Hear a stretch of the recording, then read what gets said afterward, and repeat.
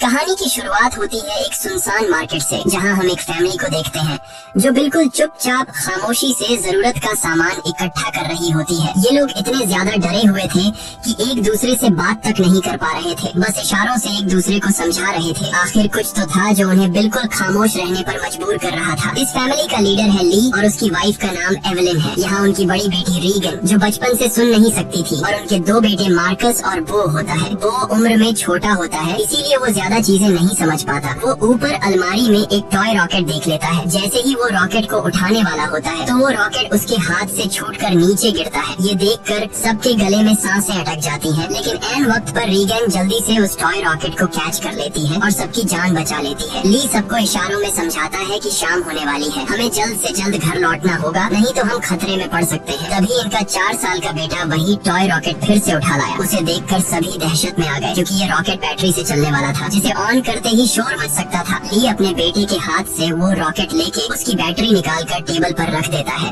इसके बाद वो सभी घर के लिए निकलने लगे, लेकिन वो उस रॉकेट को साथ ले जाने की बार बार जिद कर रहा था। इसलिए रीगन चुपके से इस बिना बैटरी वाले रॉकेट को उसके हाथ में थमा देती है और वो भी स्टोर से बाहर आ गई।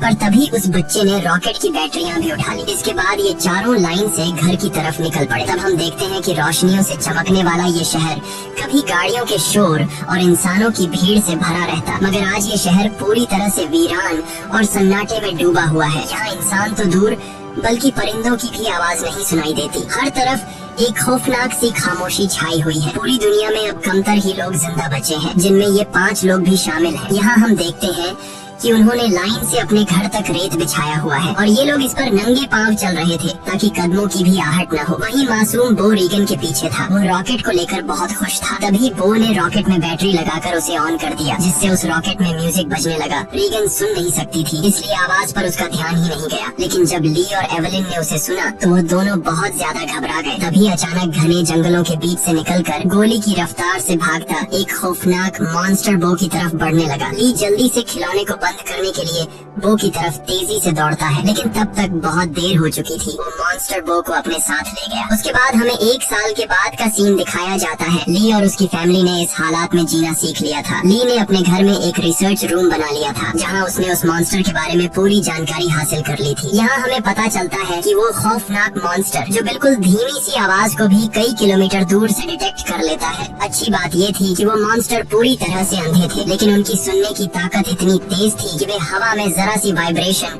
और धीमी से धीमी आवाज को भी महसूस कर सकते थे। अगर कोई इंसान जोर से सांस भी ले तो उसे भी महसूस करके ये मॉन्स्टर बिजली की रफ्तार से उसकी ओर दौड़ पड़ते थे और उस इंसान को कुछ ही सेकंड में खत्म कर देते थे। साथ ही साथ इन मॉन्स्टर्स की चमड़ी लोहे से भी ज्यादा मजबूत थी, जो उन्हें बंदूक की गोली और किसी भी हथियार से प्रोटेक्ट करती थी। दरअसल आज से 1 साल पहले ये मॉन्स्टर स्पेस से आए एक मेट्रॉइड के जरिए इस धरती पर आए। ये मॉन्स्टर्स इतने ज्यादा तेज रफ्तार थे कि कुछ ही वक्त में ये पूरी धरती में फैल गए और इस दुनिया से लगभग सभी इंसानों का नामो निशान मिटा दिया। इन मॉन्स्टर्स से बचने का सिर्फ एक ही तरीका था और वो था बिल्कुल शांत रहना, जो कि ली और उसकी फैमिली ये राज जान चुके थे। इसलिए उन्होंने खुद की पूरी तरह से सेफ्टी कर ली थी। ली ने अपने घर के चारों तरफ सीसीटीवी कैमरास लगा दिए थे ताकि मॉन्स्टर के आने की खबर उनको लग सके। साथ ही उसने सीढ़ियों और रास्ते में कदम रखने वाली जगह पर एक खास तरह के निशान लगाए थे ताकि उन क्रीचर्स को उनकी पैरों की आहट भी न आ सके। और ली ने अपने घर में एक अंडरग्राउंड बंकर भी बनाया था, जहाँ ये इन मॉन्स्टर्स पर रिसर्च करता था। उसने ये भी पता लगा लिया था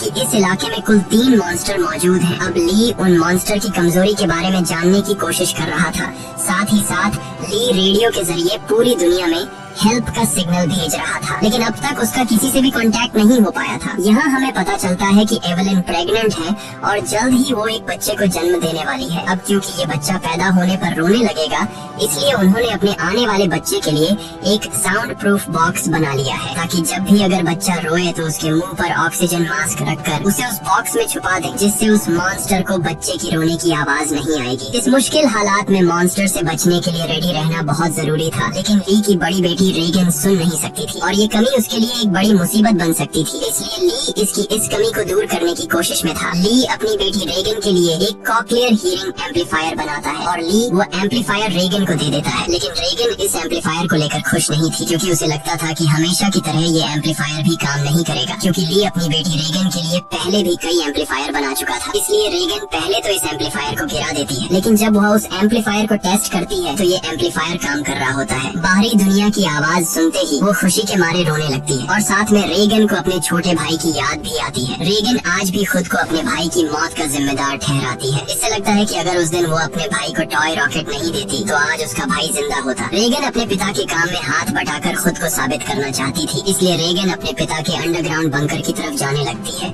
लेकिन तभी उसके पिता उसे रोक लेते हैं और उसे अंदर जाने से मना कर देते हैं, क्योंकि एक साल पहले रेगन के अपने छोटे भाई को टॉय रॉकेट देने की गलती की वजह से अब वो रेगन पर बिल्कुल भी भरोसा नहीं करता। उसे डर लगता है कि नीचे अंडरग्राउंड बंकर में माइक्रोफोन, रेडियो और भी कई सारी चीजें हैं। अगर गलती से भी रेगन का हाथ किसी ऐसी चीज के साथ लग गया जो साउंड क्रिएट करती हो तो हमारी जान खतरे में पड़ सकती है। अगले दिन ली अपने बेटे मार्कस के साथ मछलियां पकड़ने नदी पर जा रहा होता है। रेगन भी उनके साथ जाना चाहती थी। रेगन ली से रिक्वेस्ट करती है कि प्लीज मुझे भी अपने साथ ले चलो, पर ली ने उसे अपने साथ ले जाने से मना कर दिया। वो रेगन से कहता है कि तुम्हारी माँ घर पर अकेली है, इसलिए तुम घर पर अपनी माँ का ख्याल रखो। जिसके बाद ली मार्कस के साथ नदी की तरफ निकल गया। ये बात रेगन को बहुत ज्यादा बुरी लगती है और वह नाराज हो जाती है। उसे लगता है कि उसके पिता उसे प्यार नहीं करते, इसलिए वह अपना बैग पैक करके वो भी घर से कहीं निकल गई और सीधा उस जगह पर आई जहाँ पर उसके भाई को मॉन्स्टर ने मार डाला था। वह अपने भाई के कब्र के पास लेटकर रोने लगती है और कुछ ही देर में यहीं पर रेगन की आंख लग जाती है। दूसरी तरफ एवलिन घर पर बिल्कुल अकेली थी। कुछ देर बाद वो बेसमेंट से कपड़े धोकर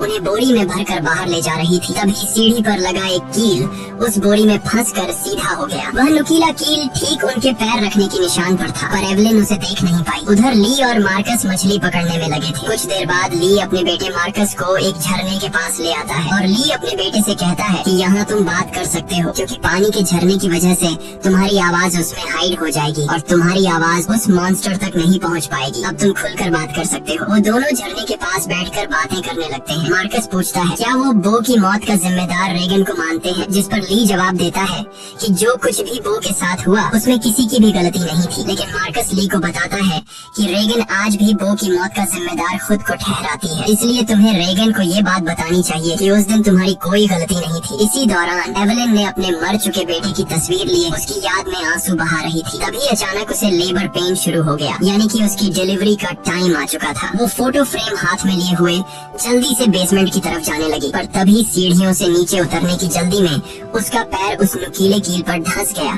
एवलिन दर्द से तड़प उठी, पर उसने अपने मुंह से आवाज नहीं निकाली। लेकिन उसके हाथ से उसके बेटे का फोटो फ्रेम छूट गया और तेज आवाज के साथ नीचे गिरकर टूट जाता है। एवलिन ने जैसे तैसे करके अपने पैर को खींचकर उस कील से बाहर निकाला। इस दौरान उसे इतनी तकलीफ हुई कि उसका चेहरा पूरी तरह से लाल हो गया, लेकिन वो खुद पर काबू रखते हुए अपने मुंह से आह तक नहीं निकालती, क्योंकि उसे पता था कि आवाज निकालने का मतलब अपनी मौत को दावत देना है। वो लंगड़ाती हुई नीचे आकर लाइट का स्विच ऑन करती है, जिससे बाहर रेड लाइट जल पड़ी। अब वो वापस ऊपर की तरफ लौटने लगी, पर तभी उसने कुछ देखा जिससे उसके गले में सांस अटक गई। असल में वो मॉन्स्टर उसके घर तक पहुंच चुका था। दरअसल जब एवलिन के हाथ से वो फोटो फ्रेम गिर गया था तो उस आवाज को मॉन्स्टर ने सुन लिया था। डर से कांपती एवलिन दीवार के पीछे छिप गई। दूसरी तरफ ली और मार्कस मछलियाँ पकड़कर घर वापस लौट रहे थे। तभी दूर से उन्होंने देखा कि घर के चारों ओर रेड लाइट जल रही है। ली समझ गया कि एवलिन खतरे में है। वह तुरंत घर की तरफ भागा। उधर बेसमेंट में छिपी एवलिन डर के मारे कांप रही थी और वो मॉन्स्टर उसे घर के हर एक कोने में ढूंढ रहा था। तभी एवलिन को बेसमेंट में एक टाइमर मिला। यहाँ एवलिन समझदारी से काम लेते हुए उस टाइमर में कुछ सेकंड्स का टाइम सेट करके उसे एक कोने में रख देती है और जल्दी से एक दूसरे कोने में आकर चुप जाती है। इतने में वो मॉन्स्टर वहाँ हलचल महसूस कर लेता है और वो धीरे धीरे उस हलचल वाली जगह की तरफ बढ़ने लगा। वो एवलिन के काफी करीब था। एक तो एवलिन को लेबर पेन हो रहा था और दूसरा उस मॉन्स्टर का डर था। लेकिन एवलिन अपने आप को पूरी तरह से कंट्रोल करके बिल्कुल चुपचाप बैठ जाती है। तभी टाइमर में अलार्म बजा, जिसे सुनते ही वो मॉन्स्टर तेजी से उस डायरेक्शन में भागा। मौके का फायदा उठाते हुए एवलिन जल्दी से अंडरग्राउंड बेसमेंट से बाहर निकली और वो जैसे ही मेन डोर से बाहर निकलने वाली थी तो उसने देखा कि एक और मॉन्स्टर घर के बाहर यहाँ वहाँ घूम रहा है, इसलिए एवेलिन वहीं पर दीवार के साथ छिप गई। उधर ली मार्कस के साथ दूर से ये सब कुछ देख रहा था। ली समझ गया कि अगर मैं अपनी बीवी को बचाने के लिए घर पर जाऊंगा तो मैं अपनी बीवी को बचाने के बजाय हम दोनों की जान जा सकती है, क्योंकि उस मॉन्स्टर की बॉडी इतनी सख्त है कि उसे बंदूक से मार पाना इम्पॉसिबल है। इसलिए वह अपने पहले से बनाए हुए एक प्लान पर काम करने लगा। ली ने जल्दी से मार्कस को टॉर्च दिया और उसे जल्दी फ्लेयर रॉकेट चलाने को कहा, जो उन्होंने घर से दूर एक जगह पर पहले ही वहाँ सेट कर रखे थे। जिसके बाद मार्कस तेजी से रॉकेट की तरफ भाग निकला। दूसरी तरफ एवेलिन ऊपरी मंजिल में मौजूद बाथ टब में भाग आई थी। वह बहुत ज्यादा तकलीफ में थी। अब वह और ज्यादा देर तक बच्चे को रोक नहीं सकती थी। वह बस बच्चे को जन्म देने ही वाली थी कि उसकी सिसकियों की आवाज को महसूस करता हुआ वो मॉन्स्टर बाथरूम के करीब आ चुका था। एवेलिन को समझ आ चुका था कि अब जिंदा बच पाना नामुमकिन है। तभी उधर मार्कस ने रॉकेट्स चला दिए, जिससे आसमान में तेज आवाज के साथ फ्लेयर्स शुरू हो गयी, जिसे सुनकर वह मॉन्स्टर एवेलिन को यहीं पर छोड़कर तेजी से उस आवाज की तरफ भागा और उसी पल दर्द को दबाए बैठी एवेलिन जोर से चीख पड़ी, जिसकी आवाज रॉकेट्स के शोर में दब जाती है। रॉकेट्स का शोर और लाइट्स दूर से रेगन भी देख लेती है और वह घर की तरफ निकल पड़ती है। थोड़ी देर बाद ली बंदूक लेकर घर के अंदर आया। उसने देखा कि सीढ़ियों पर पैरों के खून के निशान लगे हुए हैं। वह उन निशानों का पीछा करते हुए बाथरूम तक पहुंच जाता है। वहां पहुंचकर वह देखता है कि बाथ टब खून से लाल है। वह समझ गया कि एवेलिन भी उस मॉन्स्टर का शिकार हो चुकी है। वह आंसू बहाता हुआ वहीं बैठ गया, पर तभी शावर रूम के कांच पर किसी ने हाथ रखा। वह कोई और नहीं बल्कि एवेलिन ही थी। एवेलिन ने इस मुश्किल हालात में भी खुद को संभाल कर एक बेटे को जन्म दिया था। एवेलिन को जिंदा पाकर ली की आंखें खुली की खुली रह गई। अब इससे पहले कि बच्चे की रोने की आवाज आती, ली तुरंत एवेलिन और बच्चे को उठाकर अंडरग्राउंड रूम में ले आया, जिसके बेसमेंट में उन्होंने बच्चे के लिए साउंड प्रूफ बॉक्स बनाया था। लेकिन बेसमेंट में घुसने से पहले ही बच्चे ने रोना शुरू कर दिया, जिसे सुनकर वो मॉन्स्टर तेजी से उनकी ओर आने लगा। ली जल्दी से अंडरग्राउंड रूम में घुसा और दरवाजे को एक मोटे मैट्रेस से ढक दिया। ली ने फौरन बच्चे के मुंह पर ऑक्सीजन मास्क लगाया और उसे बॉक्स में बंद कर दिया, जिससे उसके रोने की आवाज बंद हो गई। तब जाकर उन दोनों ने राहत की सांस ली। यहाँ ली अपनी वाइफ एवेलिन को बताता है कि मैं इन क्रीचर्स की कमजोरी जान चुका हूँ। अब जल्द उनके लिए मैं एक औजार तैयार करने वाला हूँ, जिससे ये क्रीचर्स हमारा कुछ नहीं बिगाड़ पाएंगे। इसी दौरान दूसरी ओर रेगन भी घर लौट रही थी। तभी उसे खेतों के बीच एक लाइट जलती हुई नजर आई। रेगन जल्दी से उस लाइट के पास आने लगी, लेकिन वह इस बात से अनजान थी कि एक मॉन्स्टर उसकी कदमों की आहट से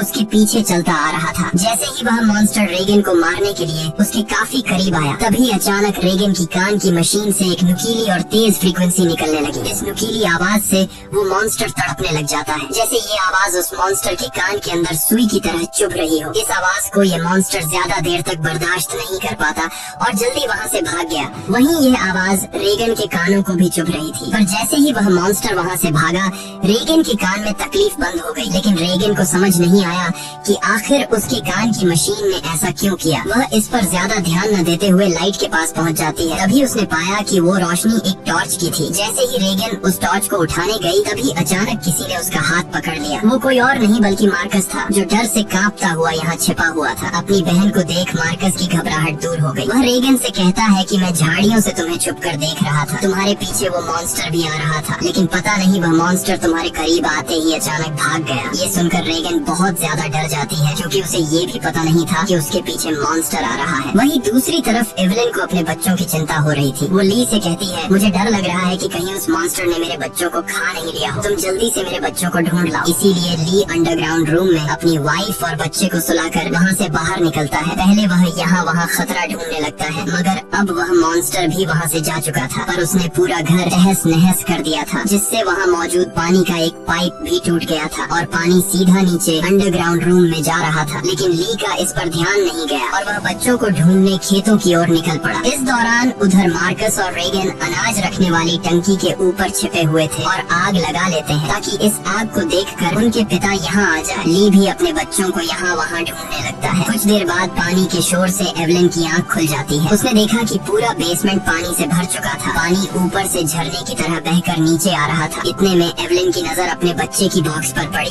वह बॉक्स खुला हुआ था, पर वहाँ से बच्चे की जरा सी भी आवाज नहीं आ रही थी। एवेलिन जैसे ही बॉक्स के पास जाने लगी, तभी उसे बॉक्स के पास ही सामने से एक मॉन्स्टर नजर आया। उसे देखकर एवेलिन बहुत ज्यादा घबरा गई। एवेलिन को लगा कि शायद मॉन्स्टर ने उसके बच्चे को खा लिया है, क्योंकि एवेलिन को वह बॉक्स तो नजर आ रहा था, लेकिन वह बॉक्स उससे काफी दूर था, इसलिए वह बॉक्स के अंदर देख नहीं सकती थी कि बच्चा अभी भी जिंदा है या फिर मॉन्स्टर ने उसे खा लिया। इसलिए वह धीरे धीरे बॉक्स की तरफ बढ़ने लगी। तभी वो मॉन्स्टर मॉन्स्टर भी पानी में उतर जाता है। लेकिन एवलिन जब बॉक्स के करीब पहुंची तो उसने देखा कि उसका बच्चा सही सलामत है। खुशकिस्मती से बच्चे ने आवाज नहीं किया था, जिस वजह से उसकी जान बच गई थी। वह अपने बच्चे को लेकर एक कोने में आकर चुपचाप खड़ी हो गई, पर वो मॉन्स्टर मौत बनकर एवलिन के पास ही मंडरा रहा था। अगर बच्चे के मुंह से जरा सी भी रोने की आवाज निकलती तो उनकी मौत पक्की थी। दूसरी ओर रेगन और मार्कस अपने पिता का इंतजार करते करते थक चुके थे। रेगन को लगता है कि उनके पिता उन्हें बचाने के लिए नहीं आएंगे। अब वह अकेले ही घर जाना चाहती थी, लेकिन मार्कस को अपने पिता पर पूरा यकीन था। अपनी बहन को जाता देखकर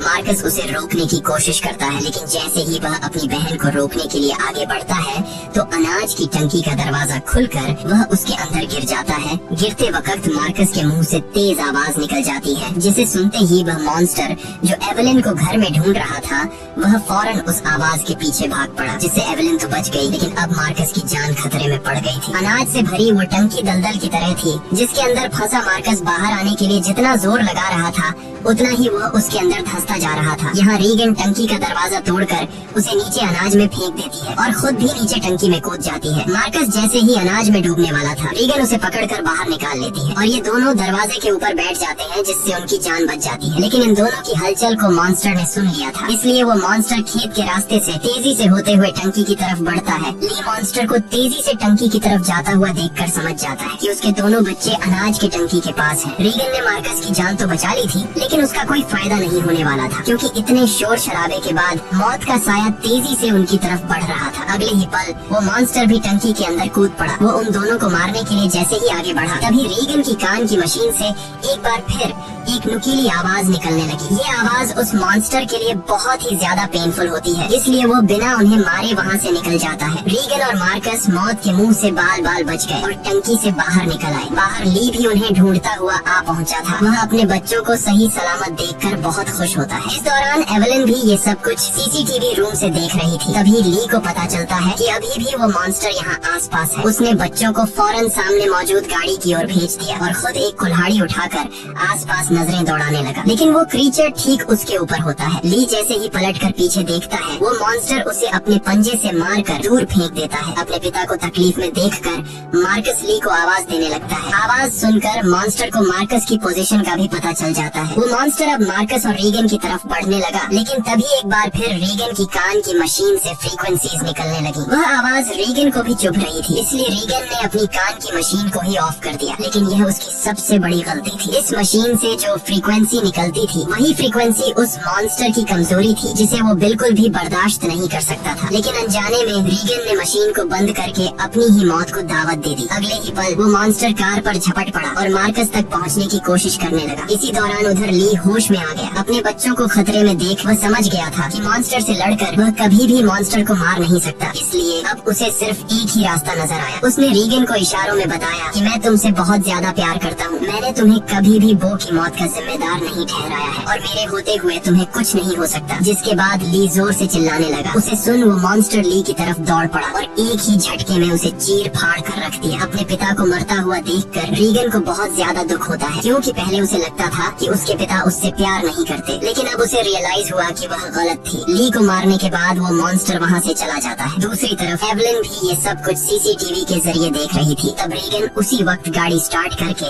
अपने भाई के साथ घर आ पहुँचती है। एवलिन ने अपने बच्चों को सही सलामत देखते ही सीने से लगा लिया। तभी एवलिन ने देखा कि वो मॉन्स्टर एक बार फिर से उनकी तरफ आ रहा है। इसके बाद ये लोग जल्दी से घर के अंदर चले जाते हैं, जहाँ मार्कस और रीगन अपने छोटे भाई को देखते हैं। रीगन देखती है कि उसके फादर उसके कोक्लियर इम्प्लांट के लिए कितनी मेहनत कर रहे थे। अब वो अपने फादर को बहुत ज्यादा मिस करने लगती है। कुछ देर बाद वह मॉन्स्टर उनके घर घुस आया। एवलिन यहाँ बंदूक तानकर उसके सामने खड़ी हो गई। एवलिन के पास बंदूक तो थी, पर वह जानती थी कि उसकी गोली उस मॉन्स्टर की मोटी खाल का कुछ नहीं बिगाड़ सकती, इसलिए अब उन्हें अपनी मौत अपनी आंखों के सामने नजर आ रही थी। लेकिन जैसे ही ये मॉन्स्टर उन लोगों को मारने के लिए आगे बढ़ा, तभी अचानक रीगन के कान में तकलीफ होने लगी। लेकिन दूसरी तरफ उसने देखा कि वो मॉन्स्टर भी अचानक तड़पने लगा। यानी जैसे ही रीगन के कानों में तकलीफ शुरू हुई, तभी दूसरी तरफ वो मॉन्स्टर भी उससे कई गुना ज्यादा तकलीफ महसूस करने लगा। रीगन समझ जाती है कि उसके कान में लगी मशीन जो उसके पिता ने बनाई थी, उसका इस मॉन्स्टर के साथ कोई कनेक्शन है। तभी रीगन का ध्यान अपने पिता के रिसर्च पर गया, जिससे रीगन को पता चला कि उसके कान के मशीन से निकलने वाली हाई पिच फ्रीक्वेंसी